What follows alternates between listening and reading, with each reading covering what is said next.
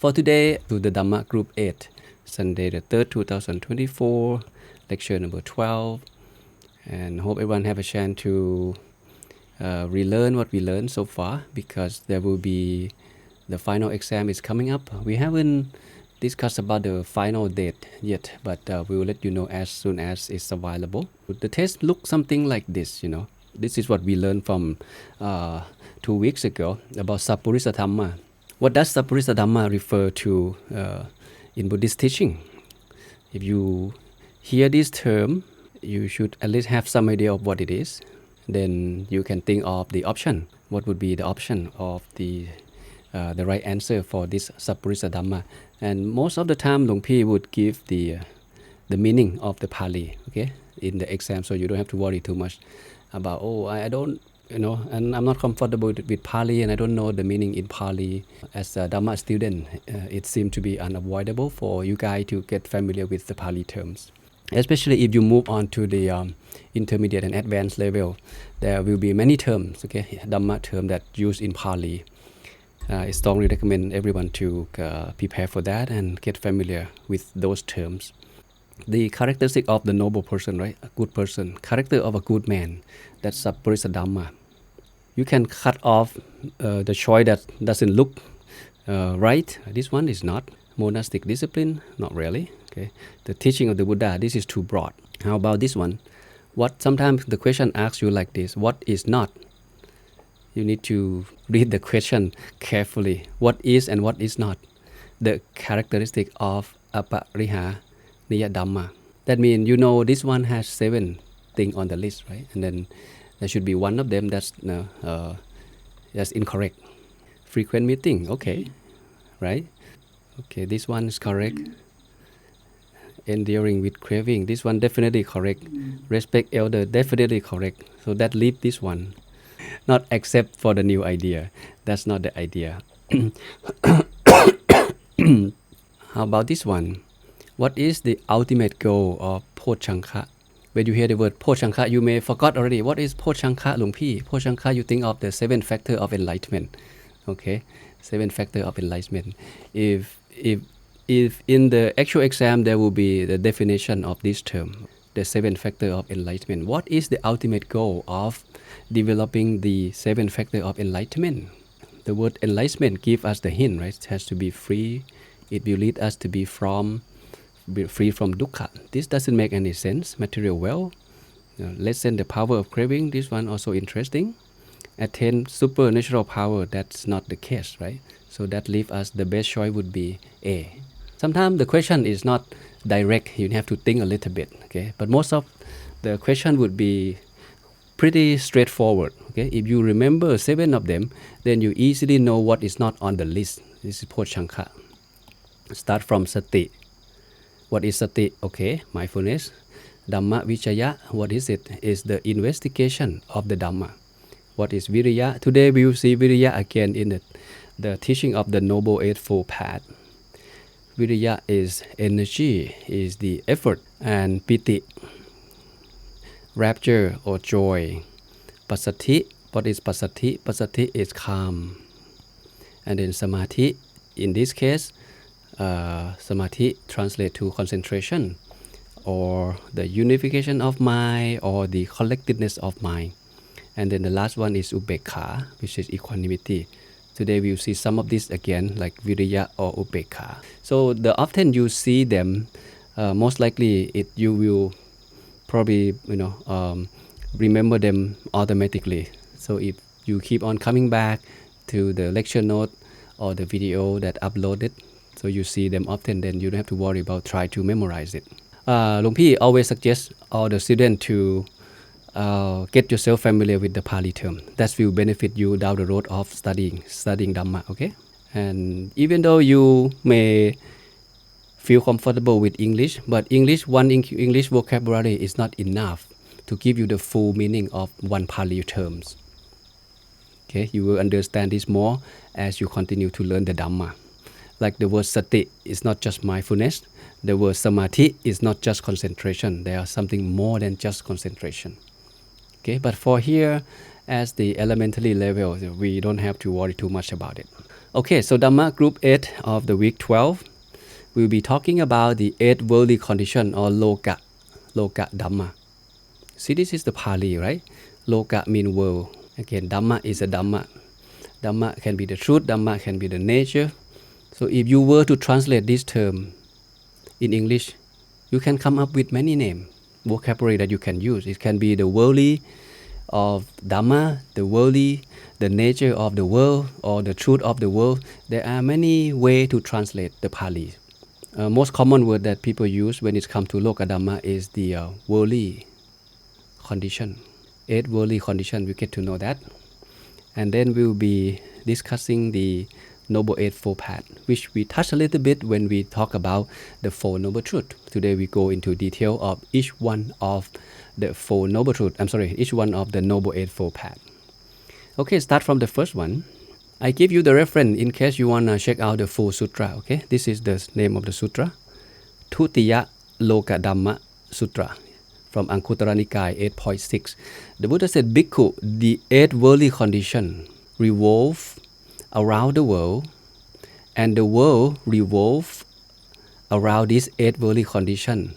When you hear the word world, okay, or loka or lok, the word world in Pali, you should right away think of 2 things. The world is the 5 aggregate or one individual. You are one world, I am one world. So we, as an individual being, we are one world. This is one world. And the second meaning is a physical world. Okay, the world that we're living in, the universe, everything here, the mountain, the trees, animal, this is the physical world. So in this case, the Buddha point to this one, the world as us, as one world or one being. As long as we are human being, wherever we will be reborn, these 8 things will revolve around us, and we also revolve around these 8 things. That's what it means. And the Buddha point to, he make it a pair, 4 pair: gain and loss, fame and defame or disgrace, blame and praise, and pressure and pain. Just like this. So 4 here and 4 here is a condition. Gain and loss, 1 pair. Fame and defame, 2nd pair. Praise and blame or gossip, the 3rd pair. Pleasure or happiness or sukha, pain or suffering or dukkha, that's the last pair. So these are the conditions, the worldly conditions that revolve around us, no matter who we are. Rich or poor, success, non-success, highly educated, no education. We are revolved in these worldly conditions. That's quite interesting that the Buddha gave this teaching to the monks and to the lay people. It sounds to be simple. It sounds to be something that we might already aware of this, but we may not pay attention why we always swing by these worldly winds. The mind is always, get excited about what it likes, what it doesn't like. That's the nature of human mind. It doesn't like to be still. It gets excited all the time with something that's positive or something that's negative. When we receive something, we're happy, right? And when we lost something or the thing that we receive, then we feel sad. It's like up and down. Sometimes business go well, there's a lot of money coming into your pocket to bank account, and all of a sudden something happening. The business doesn't go the way you expected. The company start losing the profit. That's called loss. Loss and gain, they come together in pair. And nothing wrong with this. This is just the phenomena. Buddhism focus on cause and condition. That's it. Everything happened because of there's a cause and there's a condition. It's nothing happened by accident. There is a reason why we gain something, and there is a reason why we lost something, and there is a reason why we gain something. Our job is to know that. Don't get swung by that. Understand the cause, understand the condition, and look into what caused it, and maintain a happy mind. That's the idea. But regular people, like all of us, we usually get revolved by these worldly winds. When we lost, we're happy, right? We like it, we smile. And when we gain, we smile, and when we lost, we sad, up and down.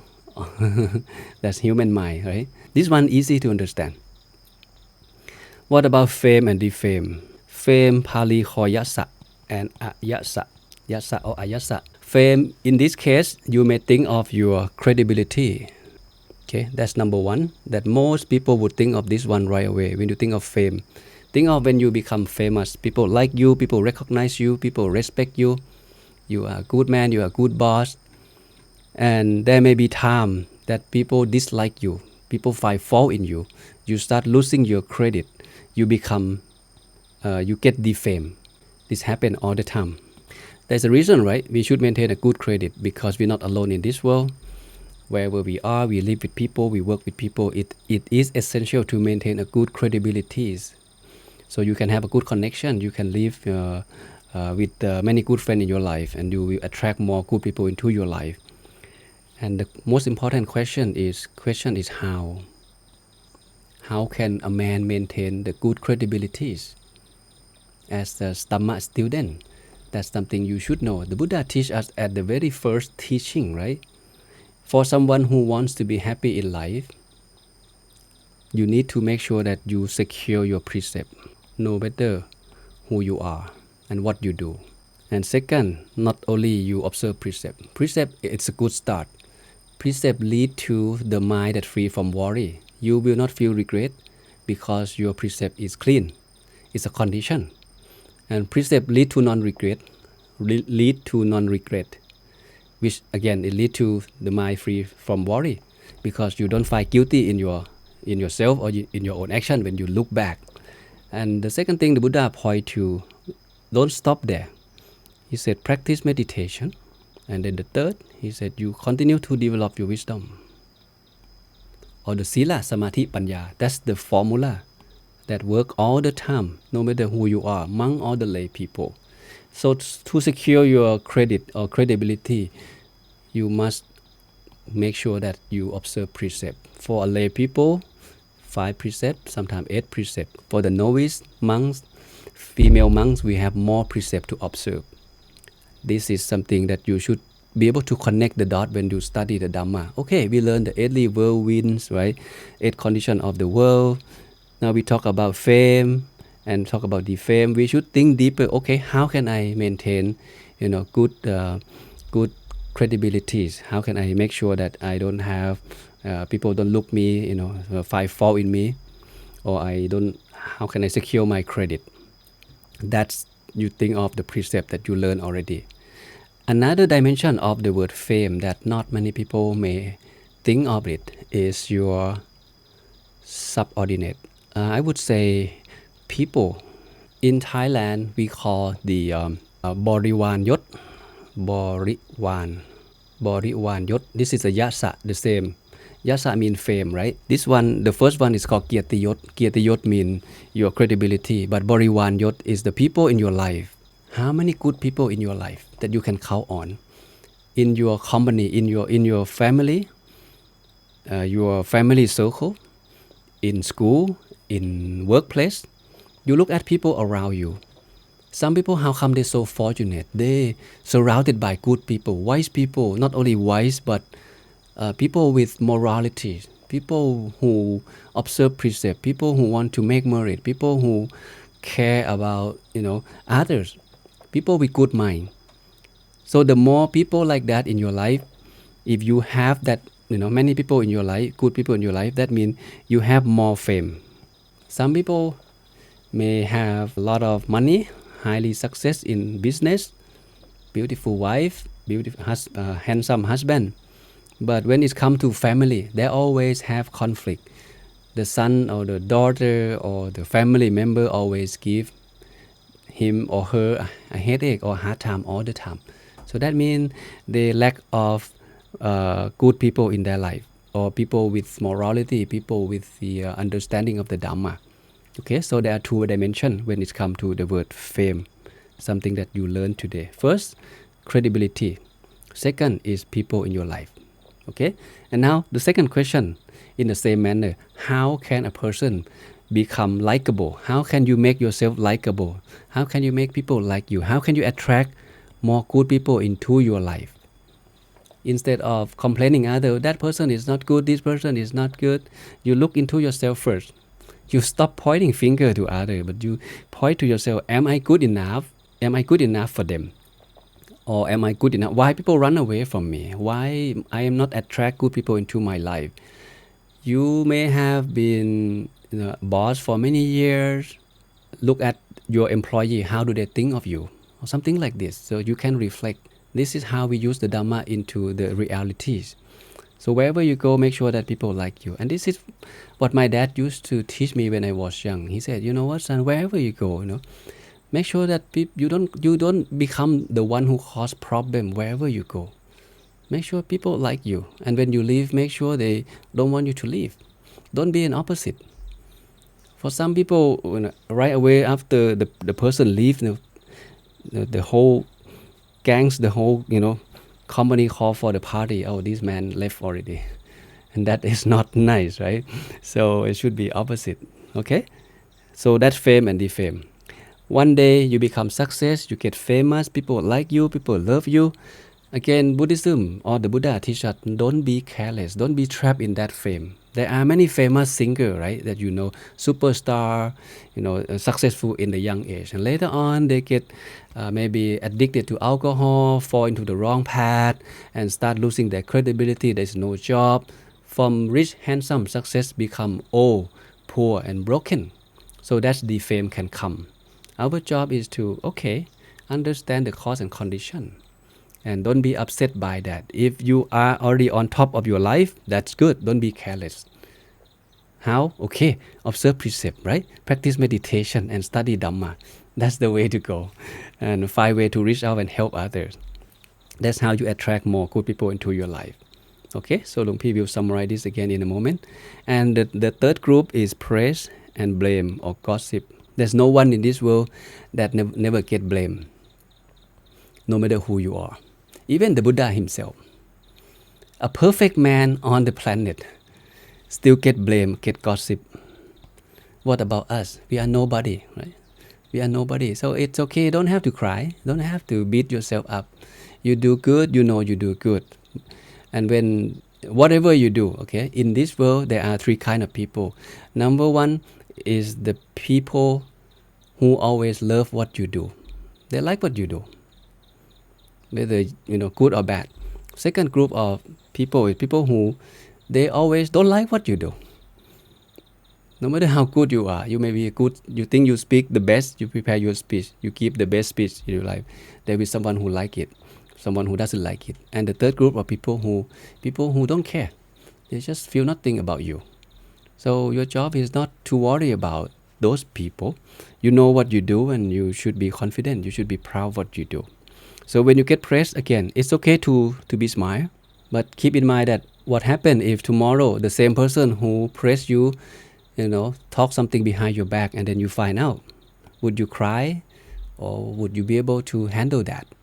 This is the nature of life. This is the worldly condition. And the last group is happiness or sukha, pleasure and pain. There will be good time in life and the time that we have to face challenging or suffering. What do we do? If we have come to study Dhamma, we should know how to deal with all of this. And that's the idea of today's subject, to get to know what they are that condition the world, because we are an ignorant being. We live by people who are so ignorant, so we can come across conflict or problem on pretty much a day-to-day basis. Gain and loss, fame, defame, praise and blame, pressure and happy and sadness. Morning happy, afternoon may be sad. There was a man who his girlfriend broke up with him in the morning. He was crying, he beat himself up, he thinking of committing suicide. And then in the afternoon, he realized that he win the lottery. He become millionaire in the afternoon. And he's so happy that the girl left him, so he can find more beautiful girlfriends. So, life is that. Good, bad, who knows? So how can we maintain the good, wholesome state of mind? That's the important question. This is how we can summarize. The first group is gain. We call lapha, okay, lap, which go with loss, alapha. So the moment that you gain something, not to be careless, because that is the same moment that you start counting to lose that thing. Whether the position that you receive, you may get promoted to be the manager today, next month or 3 months down the road they may demote you, and then you don't have to be upset. Okay, when you're in that position, do your best, don't be careless. And when you lost again, don't be upset. Figure out what went wrong, and you can improve yourself, and you can get promoted next time. Fame, okay, or yasa, and defame or ayasa. Again, someone, you have good credibility, people said you are a good person. Again, there are more good that you can do. Okay, make sure you secure that credibility and continue to develop yourself, and make sure that you become a person who cause problem to no one, and that's how you attract more good people into your life. And the third one, praise and blame. When you study the Dhamma like this, okay, you hear the Pali term that I gave. This is Lapha, right? Lapha, Yasa, Yot, Pasama. Okay, we call Pasangsa. I'm sorry. Pasangsa mean praise, and Nintha mean blame. Okay, Ninda mean blame. Sukha. Okay, Sukha is opposite to Dukkha. Dukkha is pain or suffering. Dukkha is pleasure, or Sukha is pleasure or happiness. So there are 4 things. The Buddha not only just mentioned this, he also teach us to deal with this. Let's see what the Buddha suggests us when it comes to this 8 worldly condition. First, gain and loss, fame and disgrace, blame and praise, pleasure and pain. All of these 8 conditions, these qualities amongst people they are impermanent, they are transient, and they are perishable. He gives us the idea that he gives us the quality, the characteristic of these 8 things, which is impermanent, transient, and perishable. That means they don't last forever, they come and go.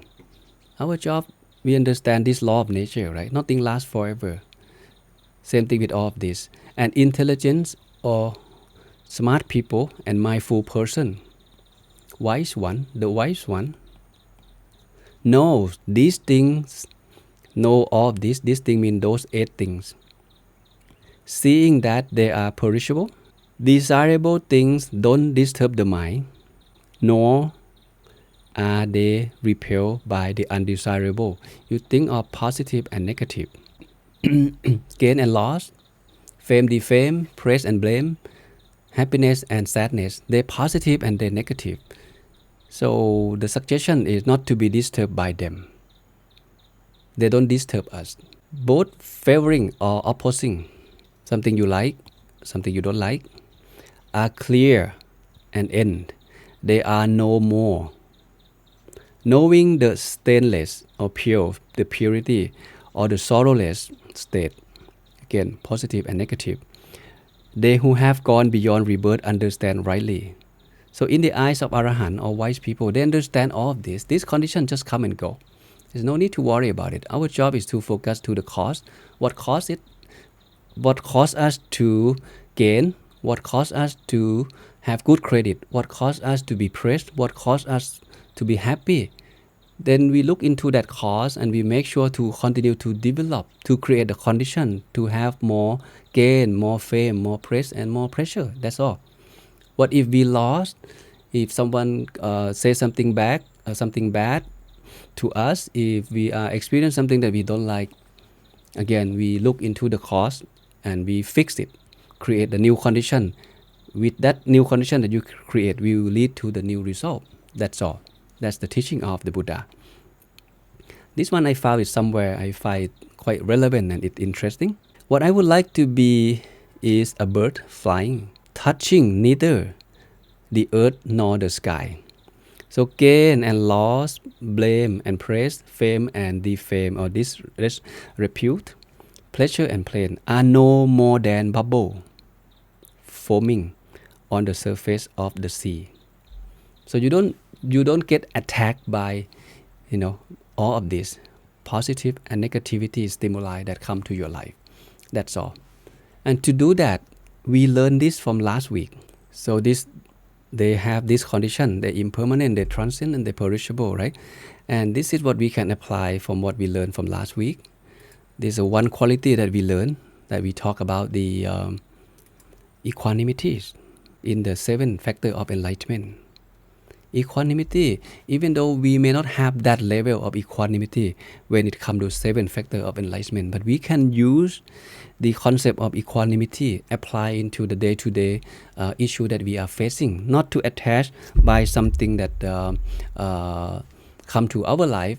When someone praise you, okay, you have the right to smile, okay, that's normal human being. And when someone says something bad to you, you have the right to get angry at that person. And that's normal human being. But as a Dhamma student, what should you do when someone praise you? And when someone says something bad to you, what would be the wholesome reaction to that kind of situation, right? So we apply ubekha. Ubekha is the state of mind, right? It's in balance. The mind is always at peace and serenity because it can accept the reality as it is without craving or aversion. When someone praise us and we like it, because we always crave for that, we keep on smiling. We want more of that. When the first person said, oh, you do a good job, and then you walk into the office, you expect to hear another praise from another friend, right? So that's the human mind. We crave for more praise. That drive by craving. And when someone says something bad, you don't like it. The more people say something bad to you, the more you may get angry at them. So if a person apply ubekha or equanimity, your mind can remain calm and serene. Whether someone praise you or someone says something bad to you, you know what you do, you know what you're capable of, and you can be proud of yourself. You don't have to be swinged by those worldly conditions that keep coming and attacking you on the day-to-day basis. Okay? And my teacher said it is when someone says something bad to us, it is difficult for us not to get angry at them, right? But there's something that more difficult than this. If someone praises you, it's more difficult for you not to smile. That's quite interesting thought, right? Because deep down in our mind, we have ignorance. We crave for that. Please say something good about what I just did. That's the inner voice. That's some expectation. That's the craving. It's the same. It's more refined. Because we know that we don't like something, and when people say something that we don't like, we hear it, we keep the meaning right away. I don't like it. But with your mindfulness, that fast enough to catch the feeling that I don't like it, so you can manage not to say something bad to the person. This one is difficult, but it still can manage, right? But when someone praise you, someone smile at you, someone said, oh, you good job, you're beautiful voice, you speak good Dhamma, then it's, even though you are mindful, it's still difficult not to smile even inside, right? I'm a very good person. My job is very best, you know. This is human being. Please accept it. Okay, that's the first topic today. Not so difficult, but this is something meant to be practical. Okay, when you go to work tomorrow, Monday, try to understand this. Okay, gain and loss. Okay, tomorrow you gain something. Be careful if this thing happen. If someone says something good to you, okay, don't smile too much. Tomorrow they may say something bad to you. Okay, happiness, sadness, it may come. So Dhamma student should be able to handle all these situations with a peace, calm, and clear mind. And that affects our meditation too. Okay, if you can catch all of this feeling, all of this trigger, all of this stimuli when it arises, it helps you when you go to meditate. You will know when the mind crave for the previous experience, or last week you had a very wonderful meditation experience and you crave for that. And the more you crave for it, the further you will be far away from it. Or there may be the session that you don't like it. People make noise, people snore, they fall asleep during the meditation session, or people come in and go out, they make noise and the mind get agitated. That's also the worldly condition that may happening in any places, any situation. Our job is to make sure that we are mindful when dealing with that. Okay, now we come to one of the most important topic in the teaching of the Buddha, which is the Noble Eightfold Path. But where is the Noble Eightfold Path? We learned the Four Noble Truths already, even though it's not too deep, but we get to know what they are. We talk about dukkha and the nature of dukkha. We talk about the cause of dukkha. The Buddha point to craving or tanha, right? And we did talk a little bit on nirodha, or the end of craving. So today we talk about the Noble Eightfold Path. The Noble Eightfold Path, which is the last factor of the Four Noble Truths. When you hear the word noble, you should think, what is it? Why the Buddha have to put the word noble in front of this path? Why is not just the path? It's not just the path, okay? As the Buddhist and the Dhamma student, I always recommend you guys or every student, when you say the word Eightfold Path, please put the word noble in front of it. That's what the Buddha Vajana, or that's what the Buddha word. It means it has to be noble. It's not just the path. Noble can be something, or one practical meaning of noble is distant. Why is distant? It distance you away from defilement. That's why it's called noble. You see, this is the monk, right, that walk toward the path of Nibbana.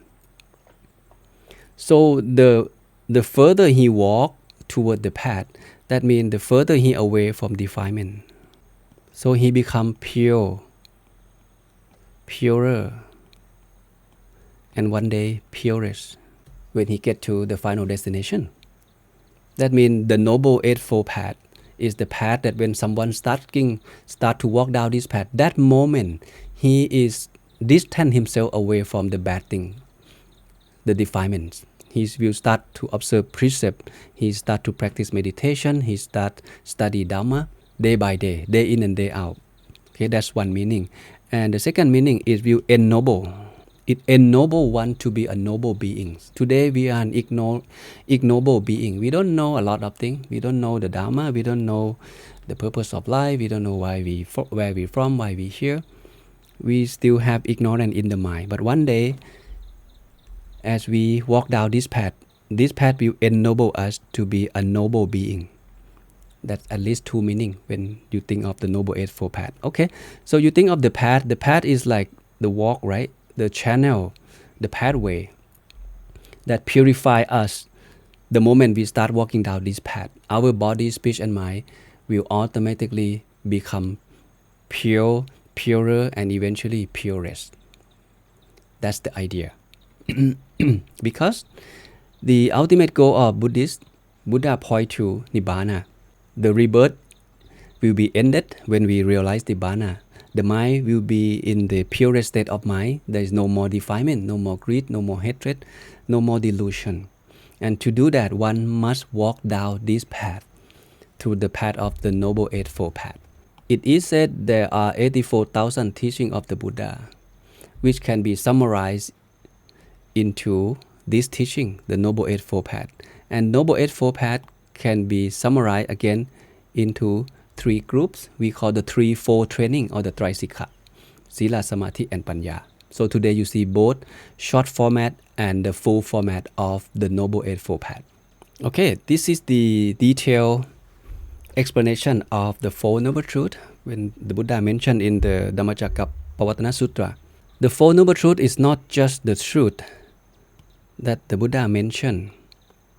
This is considered the advanced teaching of the Buddha. It's not something simple to understand. It is an advanced teaching. It's in the Vipassana level. And when every single Buddha discovered the same thing, discovered this truth, that's why it's called noble. It's truth before. It's true now. It will be true in the future. It's unchangeable truth. And when it comes to the word truth in Buddhism, please think of at least three characteristics. First is timeless. Second is universal. And the third is to be realized by oneself. Okay, this is the truth. Timeless means it doesn't matter. 100 years ago, 1,000 years ago, today, and 5,000 years from now, this truth remain unchangeable. And it's universal. It doesn't mean it belongs to Buddhist people only. No. It belongs to all human beings. Doesn't matter what you believe. This truth is always true. And it must be realized by oneself. When people talk about precept, observing precept is universal, right? And it's good. Can be 5 precept, 8 precept, 10 precept. If you observe precept, no matter who you are, you can feel peace of mind. You can feel you secure your credibility. When you don't kill, you don't lie, you don't sexual misconduct, you automatically secure your credibility. This is the truth. It's true before, it's true now, it will be true in the future. And it's timeless. And it's realized by oneself. People who never observe precept, they don't know what the meaning that I just said. They don't know how happy or how worry-free when a man observes precept pure or clean. And when that person observes precept by himself or by herself, he know how benefit he gain from observing that precept. Okay, and that need to realize by oneself. And when it comes to the Four Noble Truths like this, the Buddha said, okay, you guys, we have responsibility for each truth as well. It's not just the truth, dukkha, samudaya, and nirodha. These are the responsibility that the Buddha mentioned. Okay, dukkha, samudaya, nirodha, and makkha. We call the 4 round and 12 aspect. The 4 round and 12 aspect. When the Buddha complete all of this reflection, he proclaimed that I have awakened to the Four Noble Truths. Every single Buddha must follow the same pattern or the same approach. So dukkha is the nature of dukkha. Dukkha is real. And dukkha should be understood, should be comprehended. And I have understood the nature of dukkha. How can we put this into practice? When we are facing challenging in life or the situation that we don't like, or we call it dukkha or problem or suffering, usually we become suffer. But here the Buddha said, no, suffering is to be understood, not to be suffer. That means many of us, we practice the Four Noble Truths wrongly. When we don't like something, we cry, right? When we lost something, we cry. We start to be in the mind turn to be crowded, and we start to be suffering. That is not the idea. Samudaya, suffering comes from cause, and samudaya, the cause of suffering should be abandoned. And I have abandoned all of the cause. Nirodha, okay, the problem can be ended, and it should be realized that each problem comes with cause. And the Buddha, I have realized the cause of suffering, which is tanha. And the makkha, something that we are going to talk today, the path that leads to the end of suffering exists. It should be developed. And I have developed them completely. When this happened, the 12 round, the 4 round and 12 aspect fully comprehended by the Buddha, then he proclaimed that he have awakened to the Four Noble Truths. That's why the teaching of the Four Noble Truths is considered advanced. So what are the factors of the Noble Eightfold Path? The Noble, this is the wrong slide. The Noble Eightfold Path start from right view. You will see the word Samma later, okay? Samma means right. It's not just right, okay? Because English vocabulary, again, one word is not enough to translate the Pali terms. Samma come in the sense of like a group of wholesome, something good. Something good, something wholesome. So Samma Titti, or right view or right understanding. Samma Sankappa, right intention. Samma Vacha, right speech. Samma Kammanta, right action. Samma Ashiva, right livelihood. Samma Vayama, this one we learned already. Samma, or right effort. Samma Sati, this one the Sati. And Samma Samadhi, right? There are eight of them. If we group them into 3 groups, it helps us to easy to understand. The right view, the first group, right view and right intention group, can group into the group of Panya or wisdom. right speech, right action, and right livelihood, can group them into the group of sila, or the virtuous conduct. And the third group, the right effort, right mindfulness, and right concentration, can be grouped in the group of samadhi, or concentration. This is the short version of the Noble Eightfold Path, and this is the full version. Sometimes the Buddha just talk about three things: sila, samadhi, and panya. Sometimes he go with the full version. He start explain all of this. It depends on the student. So we first hearing the teaching of the Four Noble Truth and the Noble Eightfold Path for the first time in the first teaching, which is the Dhammacakkappavattana Sutra. If you never study or read the sutra, I strongly recommend to check out the Dhammacakkappavattana Sutra. So let's start from the first one, right view. All of this you need to keep in mind. Why we have to practice all of this? The ultimate goal is to be happy, right? And happiness implies that there's no more dukkha. So the more you practice the Eightfold Path, the happier you become. It distances you away from the cause of suffering. And this path starts from the right view. That's very interesting. Start from the right view. When someone starts walking down this path, that person must have the right understanding about life, about the nature of life. So there are many meanings when it comes to the sammaditthi, or the right view. This one should be easy to start off with. The sammaditthi, or right view, or right understanding. You see, the word samma can be properly, rightly, thoroughly, wholesome, many terms that use. The purpose of right view is to clear one's path of misunderstanding, confusion, and deluded thinking, and inspiring one to lead a virtuous life. That's the starting point. In other words, you see that doing this causes you suffering, so you don't do it.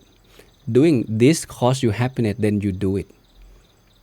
Start from that. That's the right view. What about drinking alcohol? Is it good or is it bad?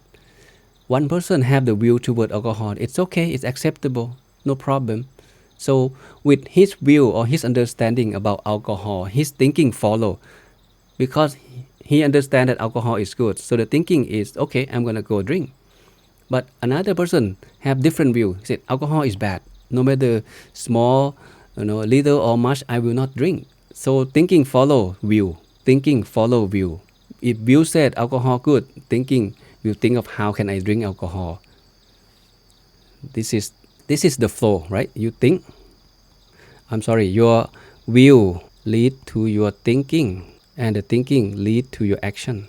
Will lead to thinking. Thinking lead to action. If you will toward precept, 5 precept, 5 precept is good. No matter what happen, I will not drink. No matter what happen, I will not kill, I will not lie, I will not sexual misconduct. That's the view. And then thinking follow. Because the person understand there is a consequence of breaking precept. It will give, he may lose credibility, he may feel guilty. There's a lot of bad consequence come after a man breaking precept. Not only the consequence of this life, but the consequence will happen in the life after death. So his thinking follow that, I will continue to observe 5 precepts no matter what happen, no matter the situation of the economic. I will not cheat on my customer. I'll do my best to figure it out. So action follow after that. That because of view. But other person have a wrong view or the incorrect view about the 5 precepts. Killing okay, lying from time to time okay, drinking from time to time okay. Then thinking follow, then action follow after thinking, right? And it gives different result. That's the right view. But ultimately, right view, according to the teaching of the Buddha, is to understand the nature of the Four Noble Truths, that life is suffering, and suffering comes from cause. That cause can be removed, and to remove that cause, we need to walk down the Noble Eightfold Path. That's the idea of the right view mentioned in the Buddhist text, to fully understand the Four Noble Truths. That's ultimately, when one make known fully of the Four Noble Truths, one will be liberated. But for us, we don't have that ability yet to fully understand the Four Noble Truths. We can bring it down to the practical level that we can use, make use of the right view right here and right now, is to develop view toward your own life, how to live life free from dukkha. how not to cause yourself suffering or not to cause others suffering in this very life. And that's the right view. And with right view, right intention follow Samma Sankappa, right intention or right thinking or correct thinking. Again, there are many ways to explain this, but we'll try to keep it simple as simple possible. It's involved in the mind free from whatever quality that are wrong and immoral, such as lust, ill will, hatred. All of this is a bad thinking, right? Selfishness, laziness, cruelty, and think toward of something that opposite, that something wholesome, like loving kindness, harmlessness, non-violence, something that opposites to selfishness, opposites to ill will and cruelty, and to consider the plight of others with sympathy and understanding. That's the right thinking, the wholesome thinking. Thinking that brings the state of mind to be wholesome. And in the text, the right intention, this is the one. Samma Sankappa, in the Dhammajak, the Buddha point to three things: renunciation, non-ill will, and non-harmful. Renunciation, you may think of ordination, right? Okay, right intention, the right thinking is to ordain or what? As a lay person, do you have to become a monk to realize Nibbana or to be happy? Keep in mind that this teaching, the Buddha teach the five aesthetics. In other words, he teach the monk. Those people understand the word renunciation. But as a lay person, renunciation can bring into the level where you from time to time, you let go your attachment to the world. That's why the Buddha introduced the 8 precepts. From 5 precepts, which is good already, if you observe 8 precepts, you understand this more. To let go your attachment of your possession, husband, wife, kids, money, possession, cosmetic, entertainment. It's developed the ability to slowly help us to develop the ability to let go of greed. Let go shopping, let go entertaining, let go fancy stuff. All of this is the sense of renunciation. It's the right thinking. Okay, it's not continue to accumulate things, continue to buy things. And the intention of non-ill will, this is opposite to loving kindness, right? Human being, everybody love their life. Everyone love their life, include animal as well. So we shouldn't have the intention to kill or to harm anybody. Non-harmful, again, we develop compassion. We born, we get old, we get ill, and we all die. All human animals subject to the same law of nature. So we should be kind to each individual or each being by develop loving kindness, by develop compassion. Don't add on any more suffering to people in our life. That's the idea of compassion. Loving kindness is like when you notice that people are suffering with earthquake or flooding or volcano eruption, you feel sympathy, like, oh, I wish those people well, I wish them well. But compassion is not the same. Compassion is you make an effort. You reach out, make donation. You reach out and write a sympathy message. You reach out to do something to alleviate those suffering, those pain from others. That's idea of compassion. Another example would be if someone says something bad to you, something that you don't like, if you start to say something bad back to the person, you don't have both. You don't have loving kindness and you don't have compassion. You know when someone gets angry, that person already suffering with something. They may misunderstanding something about you, so they have the wrong thinking about you, so they start saying something bad to you. If you add on, you say something bad to them, you will alleviate, you will add more fuel to that anger. So people will get more angry and then end up fighting each other. Okay, so develop this. This is called the right intention, non-violence. Let go all the greed, let go attachment, develop loving kindness and compassion. And the second group is the group of sila or precept, right? The Buddha talk about right speech, right action, and right livelihood. Right speech, Samma Vacha. This one you will familiar with definitely is the precept number 4 in the 5 precepts. False speech, abstaining from. Divisive speech, harsh speech, idle speech or nonsense speech. This is Samma Vacha that we most of Buddhist people, if we observe 5 precepts, we know what the Samma Vacha mean. This is the right speech. Not only telling the truth, but it should be cover all of this area. Divisive speech, break people into two groups, harsh speech, impolite speech, okay, and nonsense speech, speech that doesn't benefit anybody. So how can we practice the good speech or the right speech? You speak from a kind heart. You speak the truth, and it's beneficial, and it's the right timing. You look into these four conditions. When the condition is right, that is called the right speech. In many cases, we may speak the truth, but it's unbeneficial. Then there's no need to say that. Say you meet your friend for the first time at the workplace. They introduce the new guy who just showed up today. You say, "Oh, how come you look so fat?" Well, it's the truth, but it doesn't benefit anybody, right? So you make people look bad in the public. When you want to correct your employee or want to blame them, you do in private. But if you want to praise them, you praise them in public. That's the idea. Okay, you speak from the loving kindness, from the bottom of your heart. You know that what you're about to say, I really wish you well. So I want to say this. I want you to know this. This is the skill. Okay, it's not easy because people like to be praised. People don't like to be blamed. Now we play with when we play with people ego, we need to be very mindful and very careful. And right timing also important. Sometimes we don't think of this one. Let's say if your son or your daughter, they may make some mistake, they may did something wrong. What would be the right time for you to correct them or to tell them what they did was wrong? Or you just right away come home and call for them and in front of everybody and start yelling to your children.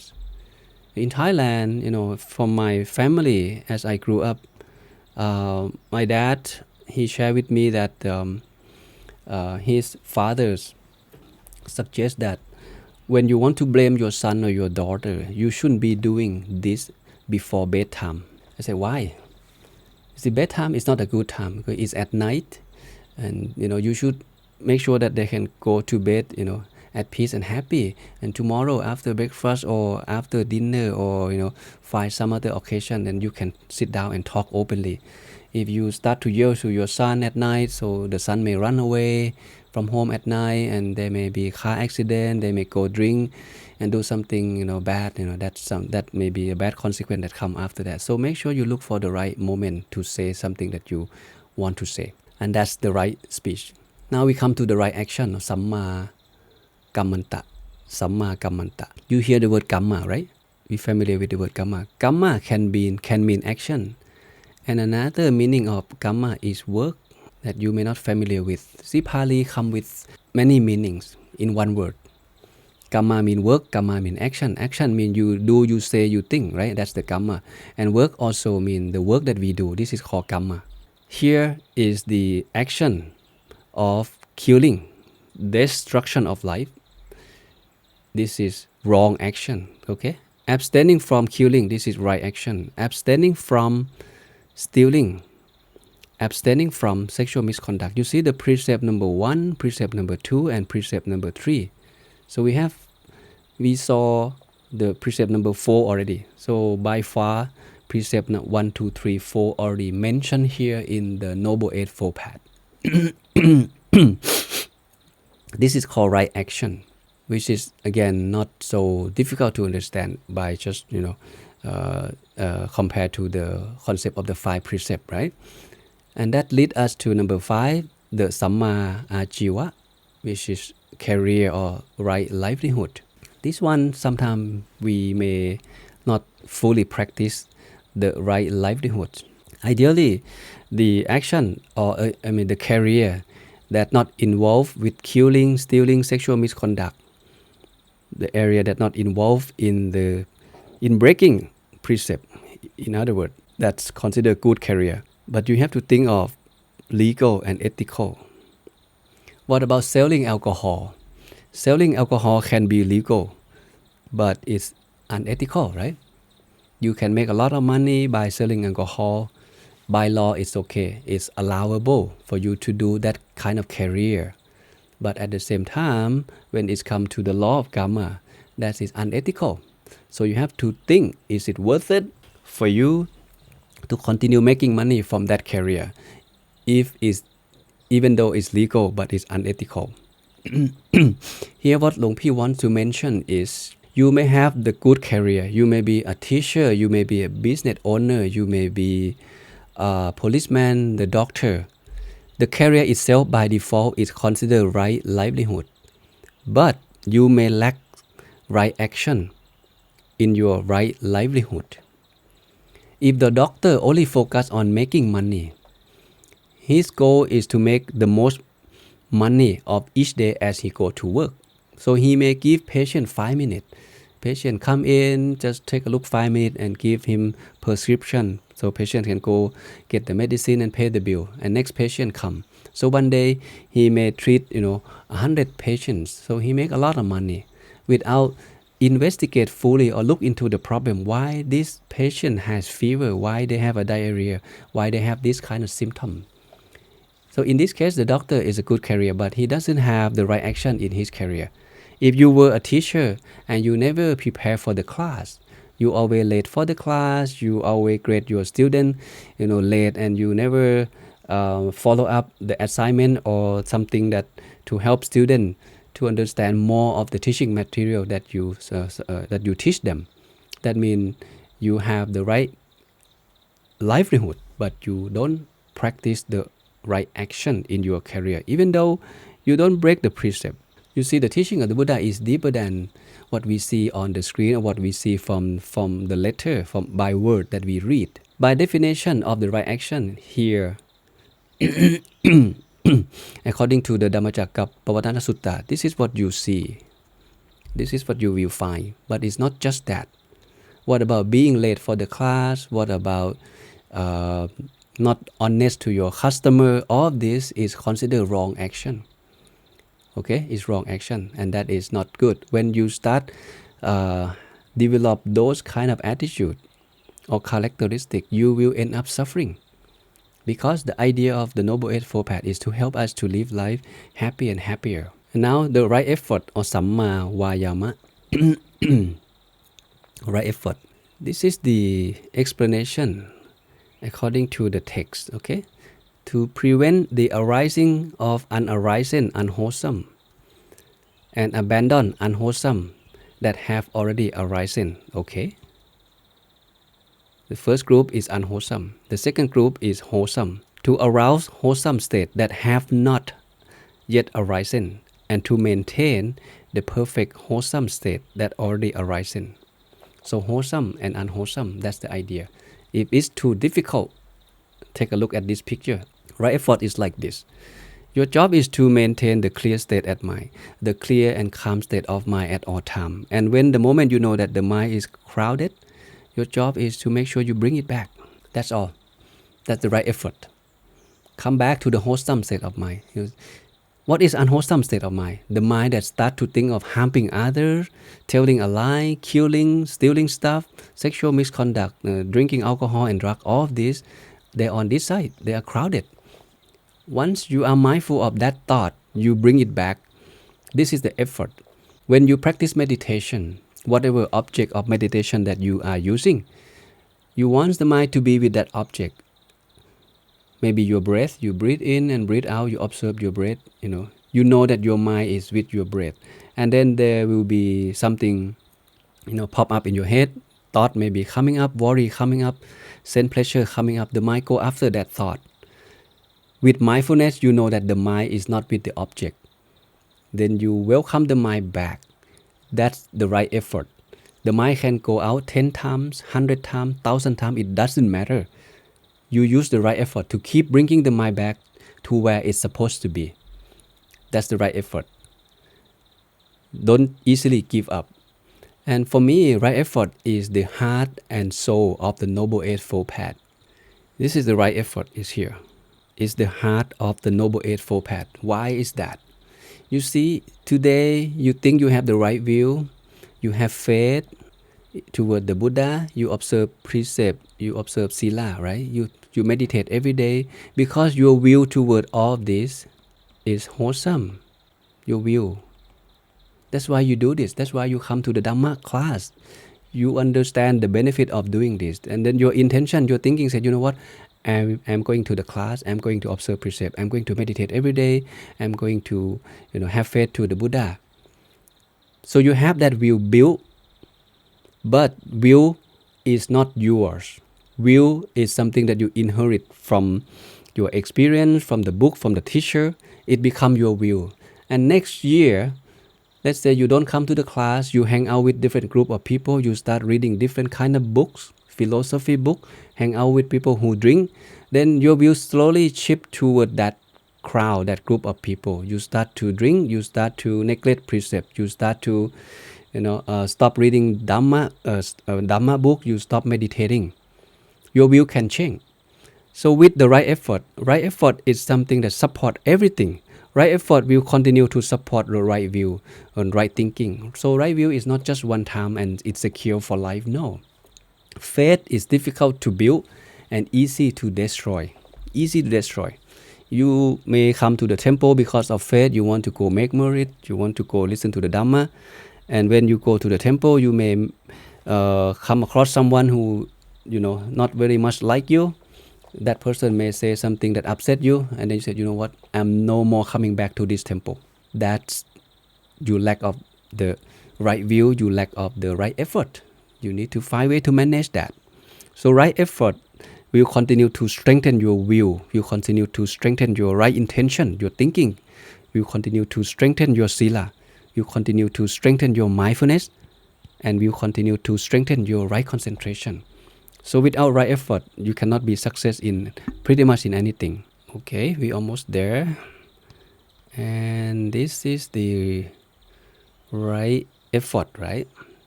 So this picture is easy for us to follow. Make sure that the mind is in wholesome state at all time. Make an effort to keep coming back to the right view, coming back to the right thinking, coming back to the observe precept, coming back to meditation, coming back to meditation object. That's the right effort. Don't give up easily. If you said go to sit 30 minutes, and when you sit 15 minutes, you start having numb, you start hearing noise, the temperature is getting hot, the dog start barking, then you want to quit. You need to make an effort to overcome that. If you always quit when something that you don't like show up or disturb you, you develop the mind to be a quitter.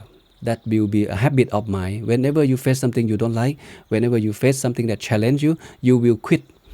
You will, incline toward quitting or running away from the problem. And that's not the attitude of meditator. Our job is, again, to recognize it, what's going on, and how can I deal with this. Okay, and keep coming back to the seat, not just keep running away from the seat. The right mindfulness, Samma Sati. When you read the text, Samma Sati will point you to Satipatthana, fully explained in Satipatthana Sutra in Majjhima Nikaya 10. This is the sutra that the Buddha explained in detail of how a man can develop sati or mindfulness. I strongly suggest everyone, all the student, all the meditation student and meditation teacher, instructor, to at least look into this sutra that the Buddha teach of how to develop mindfulness. The Buddha go into detail of how to develop mindfulness. So there are 4 ways that we can develop mindfulness. The first place is through the body, 4 stations: feeling, mind, and the mind object or the Dhamma. That's Satipatthana, which we will not cover today. The teaching is quite long. In this case, the right mindfulness is to be conscious of one's own thought, action, and speech. To remain focused on the body, feeling, the mind, and the Dhamma or the mental object. Not allow oneself to overcome by discontent, fear, anxiety, or the defilement that come to attack the mind. The word sati, again, there are many terms that use. Okay, sati is ability to remember, ability to know when your mind attention move from one thing to another. When you breathe in and breathe out, you know that the mind is with your breath, and the moment that the mind not with your breath, it go after the thought, And that moment, if you know, that means you are mindful. Okay, so right mindfulness, the idea is to be mindful of what you think, what you say, and what you do. It should be wholesome at all time. Don't get disturbed by or get triggered by the defilements. The importance of sati or mindfulness in this teaching, it gives us the idea of how important of sati. The Buddha said, whatever streams there are in this world, the mindfulness or sati is the constraint of them. That is the restraint for the streams by wisdom. They are shut off. So stream is the defilement. The ignorant, the tanha, the taints, that's the stream. If there are the defilement in front of us, no matter what they are, no matter how many they are, only if you are mindful, then you can be safe from them. Because mindfulness is ability to recognize this is good, this is bad.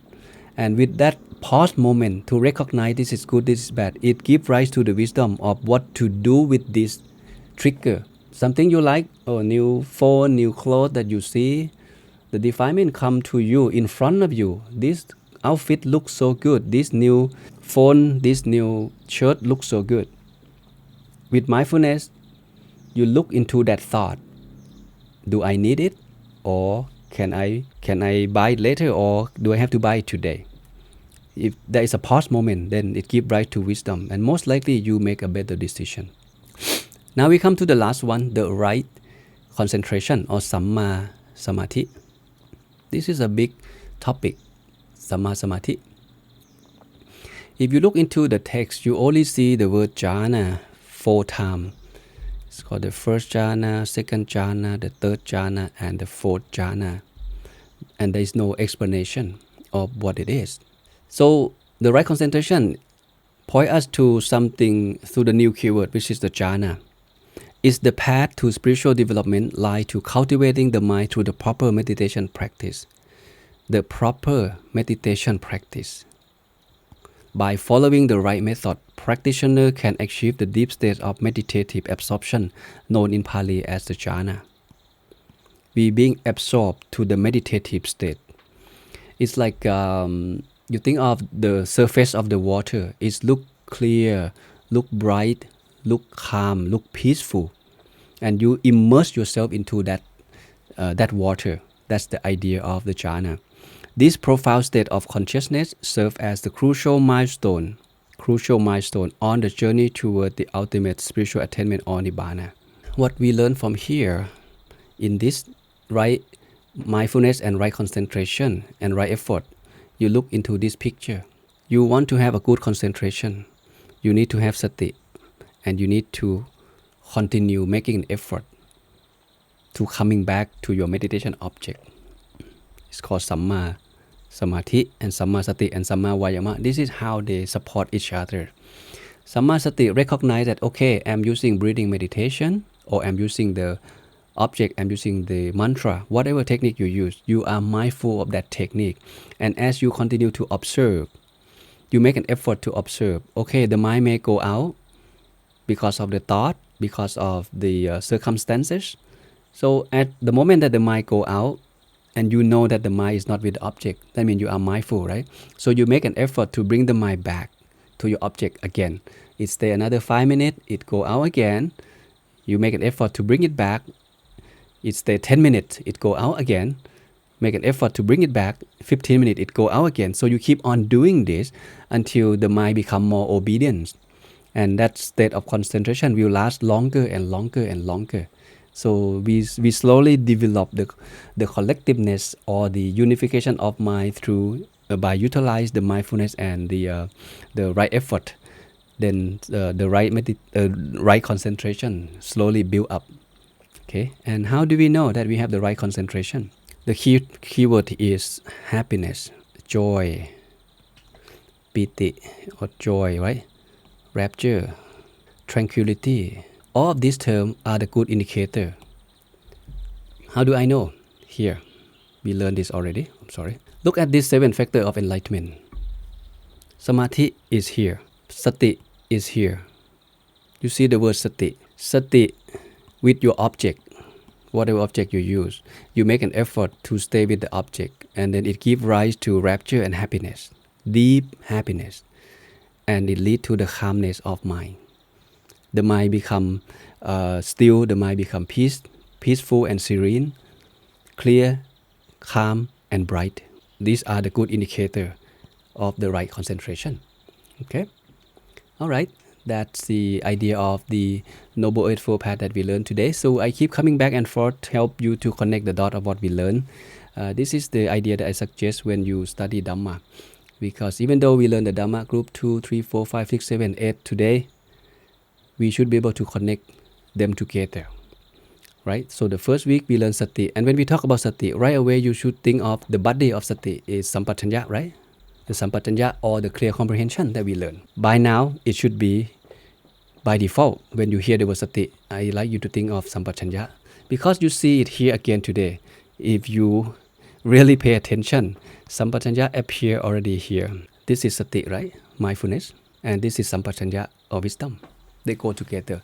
You cannot have wisdom if you don't have Sati or mindfulness. Because Sati is the pause moment. When you pause, you can look into it. That look into it is like investigation of the Dhamma Vichaya. You investigate, and with that investigation, you understand what's going on. Then you make a better decision. Okay? All of this, please keep going back and forth through the material and try to connect them together. And when you study Dhamma in the future, whatever it is, again, keep on coming back to connect them together. We connect the precept to the Noble Eightfold Path.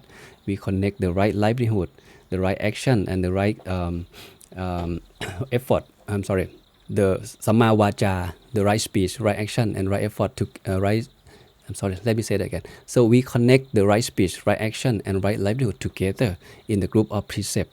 And it's not just precept, right? It's not just that, even though it's not mentioned in the precept. When you think of Sila has a broader meaning than just speech, action, and livelihood. What about laziness? What about keep things clean and organized? What about being polite? All of this is incorporated in the precept. And you can think of the manner. There are many levels of Dhamma that you can look into. It depends on how